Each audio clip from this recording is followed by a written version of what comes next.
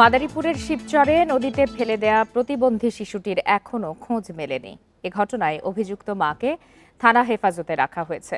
গতকাল সন্ধ্যায় উপজেলার দত্তপাড়া এলাকায় সেতু থেকে শিশুটিকে ফেলে দেয় তার মা। বান্ডেল থাকলে প্রতি সেনমানিতে টাকা বাঁচবে। বিকাশ সেনমানি বান্ডেল কিনে জিতুন প্রতি লেনদেনে। প্রত্যক্ষদর্শীরা জানান, বুধবার বিকাল থেকেই এক মেয়ে ও প্রতিবন্ধী ছেলেটিকে নিয়ে আড়িয়ালখা নদের সেতুর রেলিংয়ে বসেছিলেন ওই নারী। এ সময় স্থানীয়রা সাহায্য করতে এলে রাগারাগিও করেন তিনি। পরে সন্ধ্যা 7টার দিকে সেতুর ওপর মানুষের চলাচল কিছুটা কমে এলে রেলিংয়ের ওপর থেকে প্রতিবন্ধী ছেলেটিকে পানিতে ফেলে দেয় মা। এই দৃশ্য দেখে পুলিশে খবর দেন স্থানীয়রা। পরে পুলিশ গিয়ে শিশুটিকে উদ্ধারে অভিযান শুরু করে। স্বামীর মৃত্যুর পর ভিক্ষা করে সংসার চালানোর কথা জানিয়ে ছেলেকে নদীতে ফেলে দেওয়ার কথা স্বীকার করেছেন ওই নারী।